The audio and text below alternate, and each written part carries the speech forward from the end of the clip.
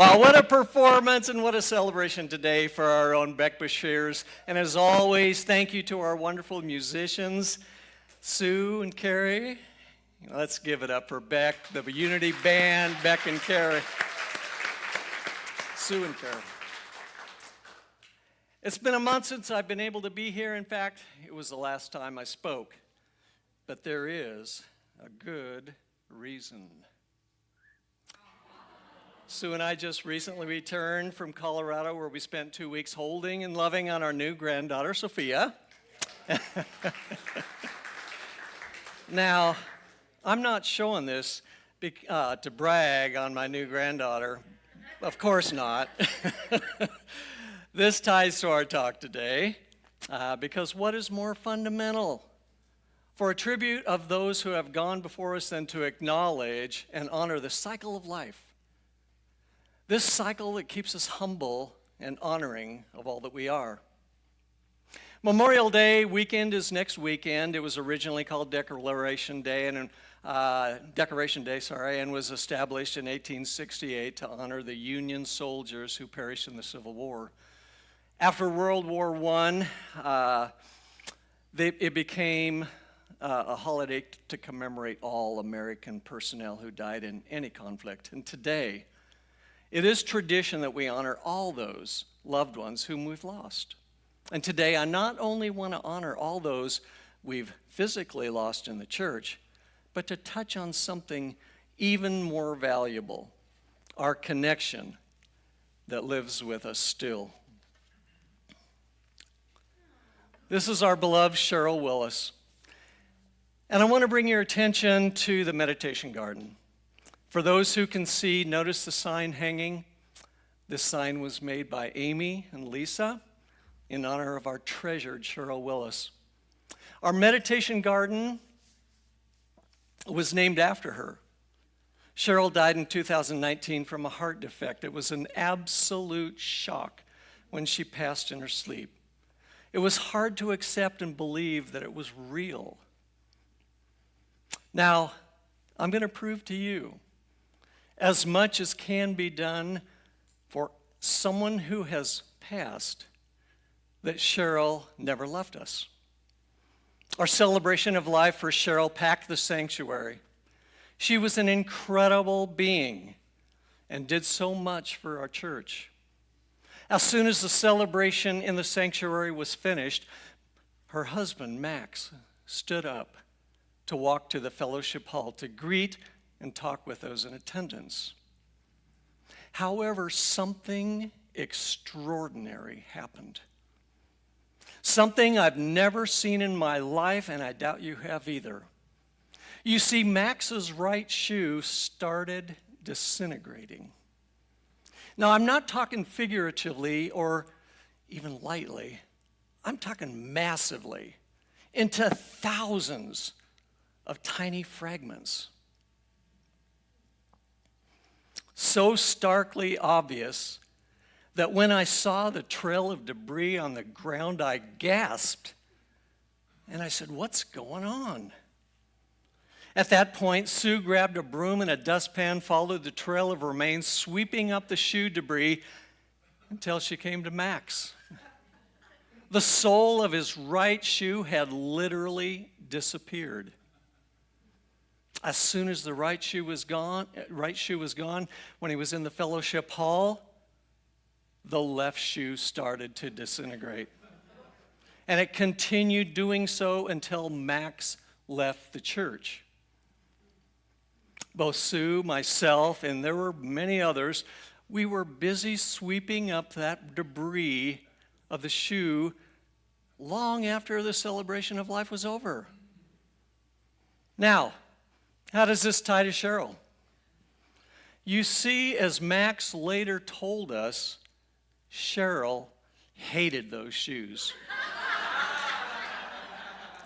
She never wanted him to wear them anywhere, let alone her celebration of life. She was incensed that Max would choose to wear those shoes at her celebration of life, and she let him know it. So the moral of the story is, and this is just my opinion, and as Sue can vouch, I'm not always correct. In fact, she tells me that all the time. But I believe Cheryl is still here working at Unity of Springfield. If you haven't had any of your shoes disintegrate here in church, there is a reason. That's because Cheryl wants your soul to be saved here.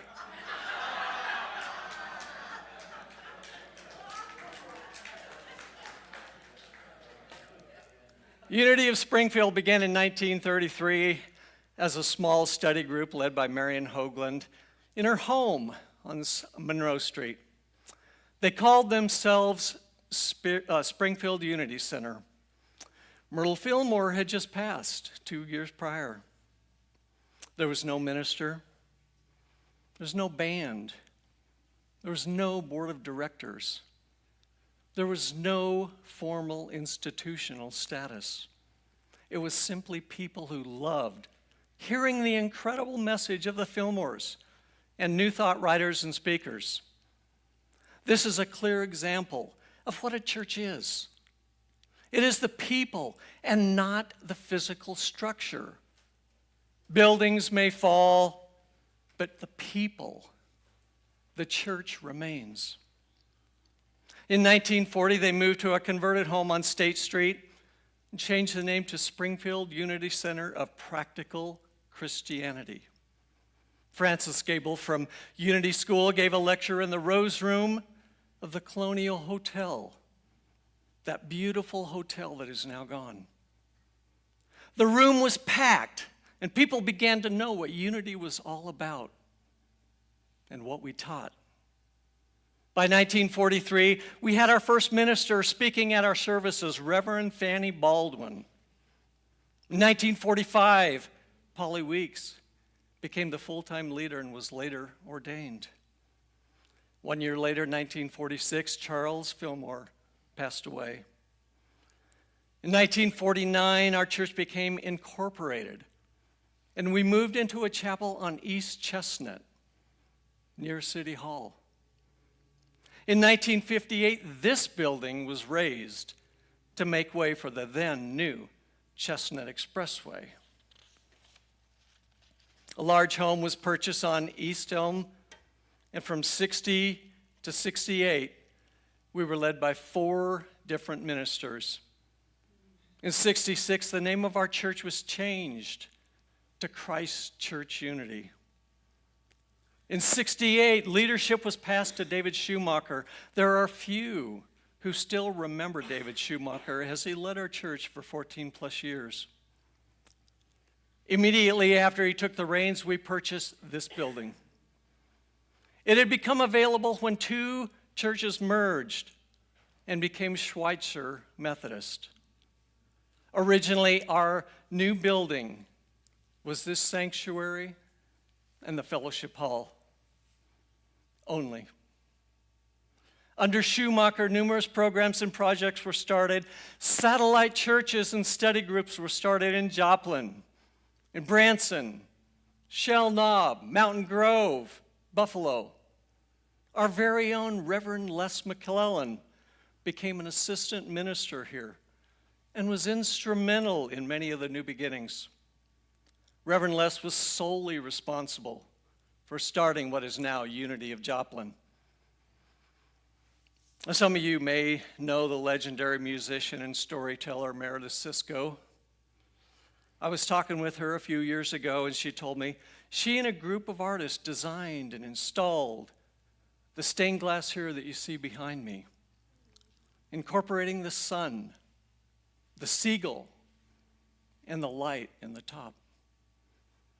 In 1982, following Schumacher's death, we were served by Reverend Paula McClellan for 1 year. From 83 to 95, Reverend Douglas Bottorff served as leader.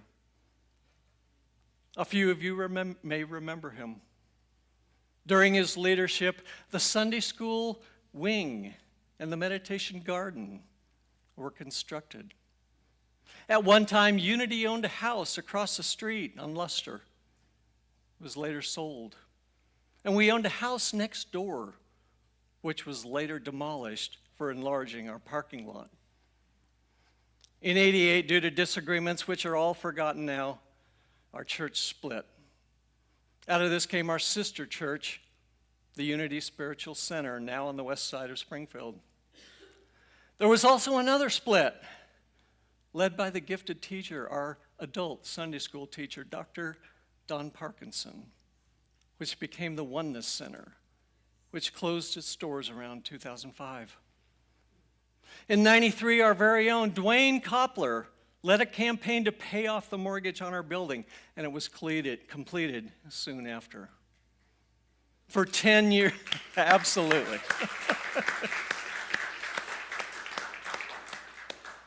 For 10 years following Reverend Bottorff's leave, we were served by numerous guest speakers, and 2 short-term ministers.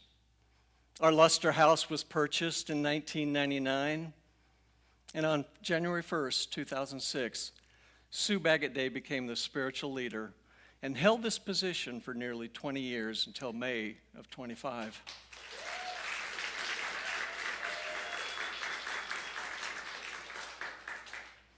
A few of you may remember or even know her. During her tenure, numerous programs and projects were started and continue to this day. In 2011, our designation legally became Christ Church Unity, doing business as Unity of Springfield. In 2016, we determined to focus our attention on 3 important social needs: the earth, our unsheltered community, and our LGBTQIA plus community.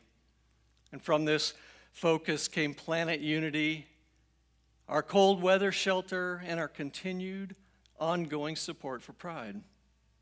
In all our years, we have held numerous prayer services, unity classes, seminars, including Stephanie Barton, and even Dr. Wayne Dyer. Instant inspiration and phone messages for 88CHILD. A Unity art gallery, a wedding chapel led by Mary Lou Rao. We were often a polling place and hosted AA meetings, adult and youth programs and classes, and the Circle of Service. We built Habitat for Humanity homes. We provided gift boxes to children in institutional homes. And we gave giggle boxes to children in hospitals. And we supported Victory House, a drug rehabilitation center. We facilitated a meditation group, yoga classes, Reiki sessions, drumming circles, ACIM classes, Abraham meetings, mat makers, book clubs, amongst others I failed to mention.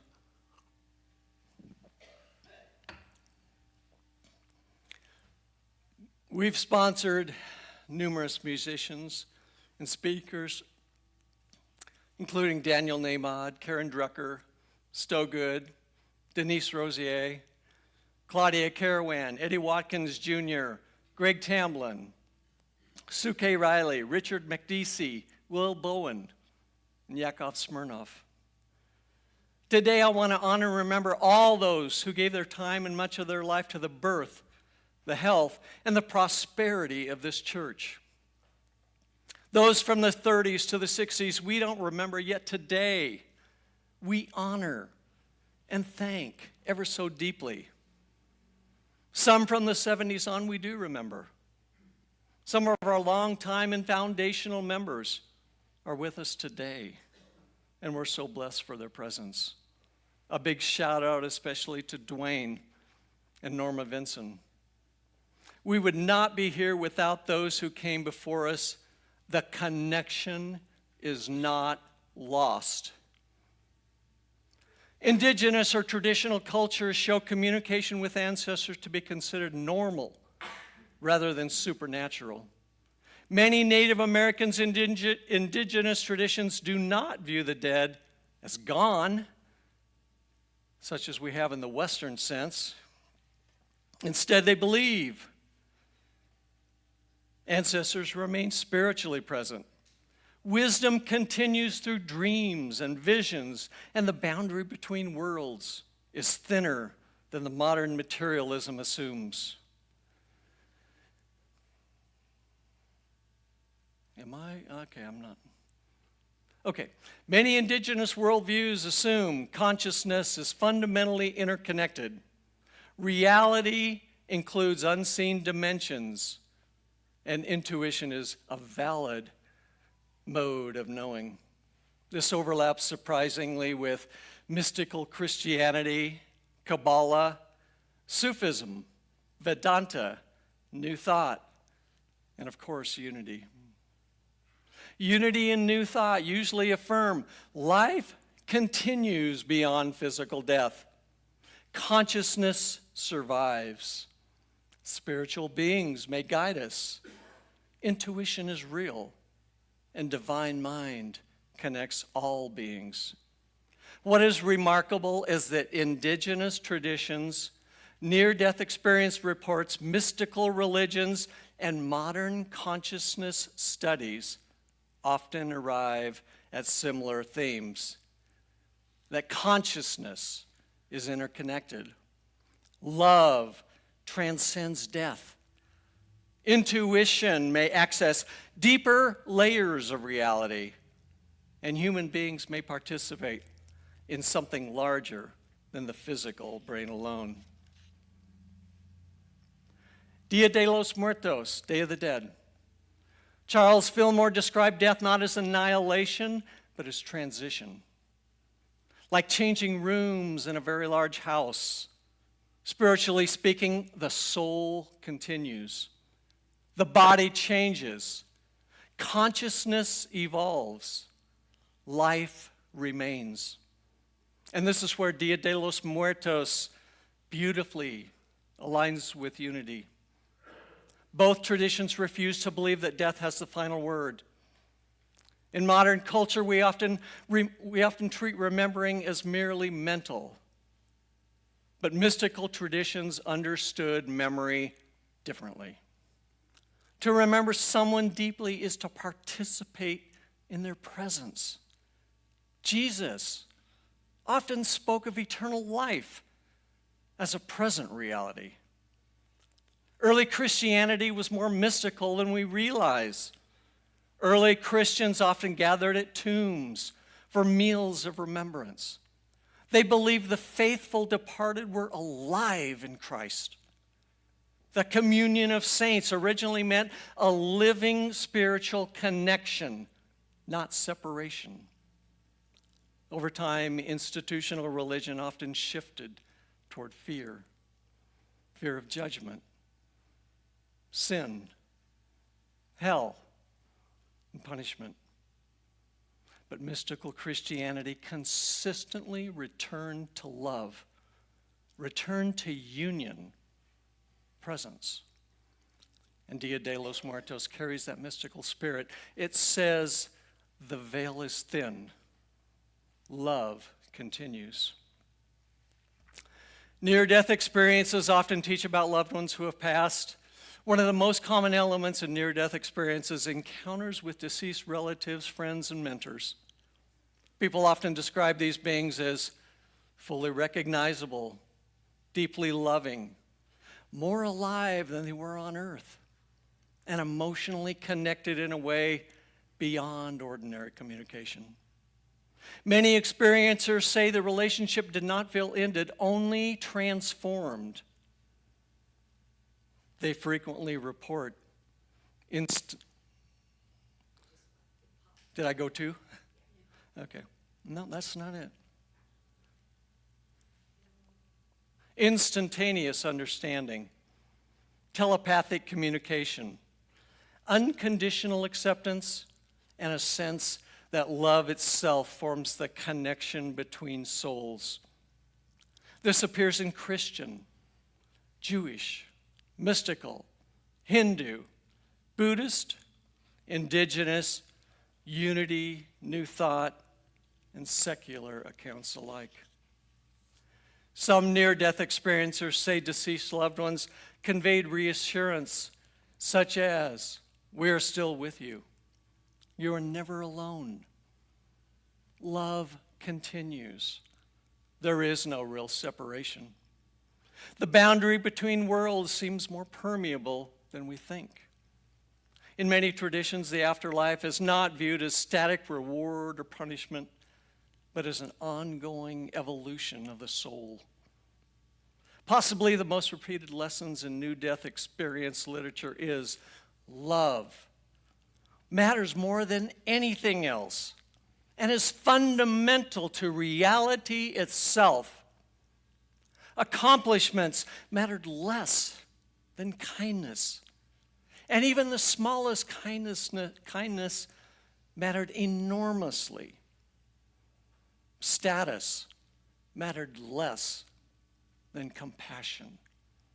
And human beings are more connected than they realized. Near-death experiences frequently lead people to lose a fear of death because they feel consciousness continues after bodily shutdown. Interpretations differ scientifically and spiritually, but experiencers often conclude consciousness is fundamental, not accidental. Near-death experience themes often align naturally with Unity and New Thought. Both understand separation is ultimately an illusion. Souls remain connected through divine consciousness. Love is the deepest truth, and death is transition rather than annihilation. Often our feelings of closeness and communication happens with signs brought by loved ones who have physically passed. Dwayne Koppler shared with me stories of how Mary showed her presence to him through extraordinary events in the months following her death. This was once through the behavior of a fearful neighbor dog who had growled at him and growled at him often when he was near. Who, when Dwayne asked Mary if she was here to help this animal, the dog immediately stopped growling, walked sheepishly up to Dwayne, which it had never done before, and laid its head on Dwayne's lap. Other signs included electricity and a light in the house which acted beyond the bounds of physics, showing Dwayne that Mary was still present. A talk on remembering would not be complete without mentioning Stephanie Barton. To those who don't know, Stephanie was a transformational medium. How many of you knew that our Unity of Springfield was Stephanie's childhood home church? She was raised in Republic, and this is where she attended church in her youth. She loved this church, and she visited until she passed. In her last talks here, she packed the sanctuary. Stephanie was instrumental in connecting us to those loved ones who've passed. There's so many stories that could be told of her talks, and many of us have our own. She was remarkable. My friends, each and every connection you've had with those you loved and known is no accident. The world is a better place because of their presence. And I am a better person because of the love they gave to me. Love is the deepest truth. I want to end this talk with a tribute to those who have physically left us in the last 10 plus years. These are the people who I've kept a written list of since Sue and I have been together. It's by no means complete, as I'm sure I didn't know everyone that considered Unity of Springfield to be their church. There are hundreds, perhaps thousands, that over the years have attended Unity or kept an emotional attachment to our Unity. I've heard so many stories of those that I just didn't know who reached out to Sue to visit them on their deathbeds. I honor all those unknown visitors and congregants who were moved by our church and who participated in it in ways that we often don't see. And finally, I want to thank all those who have been instrumental in starting, maintaining, and growing this church we now call Unity of Springfield. From Marion Hoagland in 33, who led a small group of spiritual seekers in her home on Monroe Street, to the multitude who have brought us to where we are today. With that said, here are those who have recently given so much to us, our church, and now keep telling us, we are still with you. Love continues.